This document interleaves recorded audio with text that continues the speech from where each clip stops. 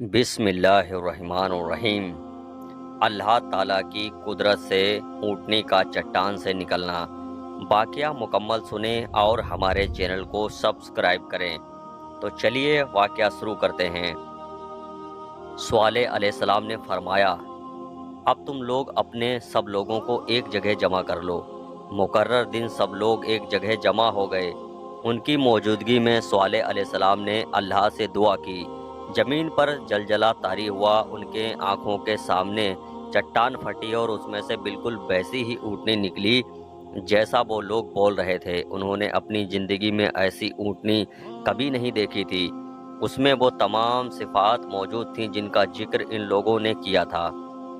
قرآن میں اللہ تعالیٰ فرماتے ہیں، سورہ ہود آیت نمبر 64 میں، اے میری قوم، اللہ کی بھیجی ہوئی اونٹنی ہے، یہ تمہارے لیے ایک معجزہ ہے۔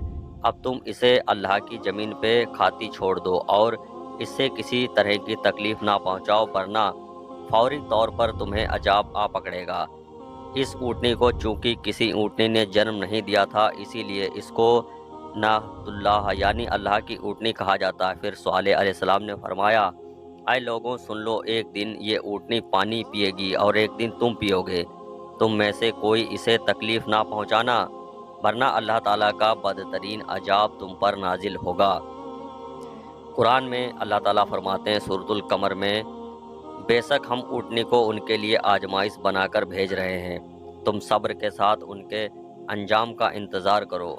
سورۃ القمر میں اللہ تعالیٰ فرماتے ہیں، بے شک ہم اونٹنی کو ان کے لیے آزمائش بنا کر بھیج رہے ہیں، تم صبر کے ساتھ ان کے انجام کا انتظار کرو۔ اس نشانی کو دیکھ کر لوگ تو گروہوں میں بٹ گئے۔ بہت ہی کم لوگوں نے صالح علیہ السلام کی پیروی کی اور ان پر ایمان لائے، جبکہ اکثر لوگ پھر بھی اس میں کفر پر اڑے رہے۔ اللہ تعالیٰ فرماتے ہیں، ان لوگوں نے خود معجزوں کا مطالبہ کیا، لیکن ان کو اپنی آنکھوں سے دیکھنے کے باوجود ظلم پر اڑے رہے اور کفر کا اصرار کرتے رہے۔ سورۃ الحجر آیت نمبر 81 میں اللہ تعالیٰ فرماتے ہیں، اور انہیں ہم نے اپنی نشانیاں بھی عطا فرمائی تھیں، لیکن یہ پھر بھی ان سے گردن موڑنے والے رہے۔ اسی طرح سورۃ البنی اسرائیل میں اللہ تعالیٰ فرماتے ہیں، ہم نے قوم سمود کو نشانیوں کے طور پر اونٹنی عطا فرمائی تھی، لیکن انہوں نے اس پر ظلم کیا۔ بلا شبہ وہ ایک واضح نشانی تھی، کوئی شخص یہ نہیں کہہ سکتا تھا کہ جادوگروں نے اسے پیدا کیا۔ وہ اونٹنی ان میں موجود رہی، اس کے علاقے میں جہاں چرتی پھرتی، کنویں پر پانی پی جاتی تو سارا پانی پی جاتی۔ وہ لوگ اس کا دودھ پیتے، دودھ سب کے لیے کافی ہو جاتا۔ ان کو آنکھوں کے سامنے ایک بچے کو جنم دیا، وہ شکل اور صورت میں بالکل اپنی ماں جیسا تھا۔ لوگ اسے دیکھ کر تعجب کرتے۔ بچہ اونٹنی کے ساتھ رہتا، یہ ایک واضح نشانی تھی، اس پر جادو کا گمان کیا نہیں جا سکتا تھا۔ وہ اونٹنی ایک عرصے تک ان لوگوں میں رہی۔ قرآن میں اللہ تعالیٰ فرماتے ہیں، ہم نے قوم سمود کو بطور نشانی ایک اونٹنی دی تھی، لیکن انہوں نے اس پر ظلم کیا۔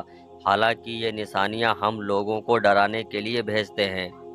وہ لوگ اس اونٹنی کو دیکھ کر متواضع ضرور ہوئے، لیکن ایمان پھر بھی کم لوگ لائے۔ حالانکہ اس نشانی کے بعد انہیں چاہیے تھا کہ ایمان لے آتے۔ قوم کے سرداروں کا مشورہ۔ ایک دن قوم کے سرداروں نے مشورہ کیا کہ اگر ہم نے صالح کو اسی طرح چھوڑ دیا تو کہیں وہ ہمیں نہ چھوڑ دے اور صالح کے پیروکار بن جائیں۔ اس اونٹنی نے ہمیں مصیبت میں ڈال دیا ہے، ہم پورا ایک دن تو پانی کو چھو بھی نہیں سکتے، کیونکہ یہ سارا دن پانی پیتی رہتی ہے۔ پھر یہ اس قبر دیو ہیکل ہے کہ اسے دیکھ کر ہماری بکریاں بھاگ جاتی ہیں، اونٹ اسے دیکھ کر خوف زدہ ہو جاتے ہیں، لہٰذا ہمیں چاہیے اس سے چھٹکارا حاصل کر سکیں۔ وہ آپس میں مشورہ کرتے رہے، آخر کار انہوں نے ایک آدمی منتخب کیا۔ مورخین کا اس پر اتفاق ہے کہ اس کا نام قراد بن سالف تھا، اس کے ساتھ اس کا ایک ساتھی تھا۔ ان دونوں نے مل کر اونٹنی کا قتل کیا۔ قرآن میں اللہ تعالیٰ سورۃ القمر آیت نمبر 29 اور 30 میں فرماتے ہیں، پھر انہوں نے اپنے ساتھی کو بلایا، تب اس نے ہاتھ بڑھایا اور اس کے ساتھ اس کا ایک ساتھی بھی تھا۔ ان دونوں نے مل کر اونٹنی کو قتل کر دیا۔ قرآن میں اللہ تعالیٰ فرماتے ہیں سورۃ القمر آیت 29 اور 30 میں، پھر انہوں نے اپنے ساتھی کو بلایا، تب اس کے ساتھ ہاتھ بڑھایا اور اس کی کونچیں کاٹ دیں، پھر دیکھا ہمارا عجاب اور ڈراونا کیسا تھا۔